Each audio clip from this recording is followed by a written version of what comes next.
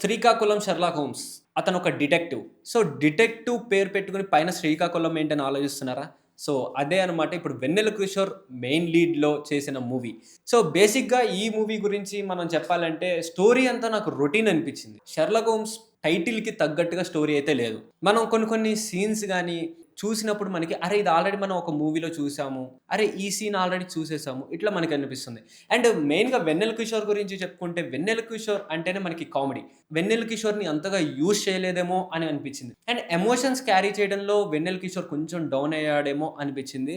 And మిగిలిన characters చేసిన 'అనన్య నాగల్లా' లేకపోతే 'రవితేజ' కావచ్చు, 'అనీష్ గారు' కావచ్చు వీళ్ళంతా చాలా బాగా చేశారు. అండ్ మెయిన్‌గా చెప్పాలి అంటే 'అనన్య నాగల్లా' తను మనం ఇంతకు ముందల చూసిన 'పొట్టేలు' మూవీలో ఎంత తను యాక్ట్ చేసిందో, ఈ మూవీ కొంచెం ఆ మూవీ కన్నా డౌన్ అనిపించింది నాకు తన యాక్టింగ్ పరంగా. మిగిలిన అంటే ట్విస్ట్‌లు ఈ మూవీలో ట్విస్ట్‌లుంటాయి.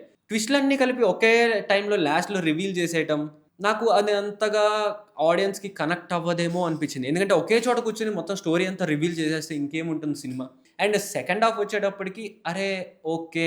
ఓకే. అనిపిస్తుంది. అండ్ క్లైమాక్స్ విషయానికొస్తే క్లైమాక్స్‌లో మనకేంటంటే ఒక ఒక సీన్ ఉంటుంది. లైక్ వాళ్ళ ఫాదర్ అండ్ మదర్ చనిపోయినప్పుడు ఈ పక్కనే ఉన్నాడని ఊహించుకుంటూ. సో, ఆ సీన్‌కైతే ఎమోషనల్‌గా అయితే డెఫినైట్‌లీ మనం ప్రతి ఒక్కళ్ళు కనెక్ట్ అవుతారు.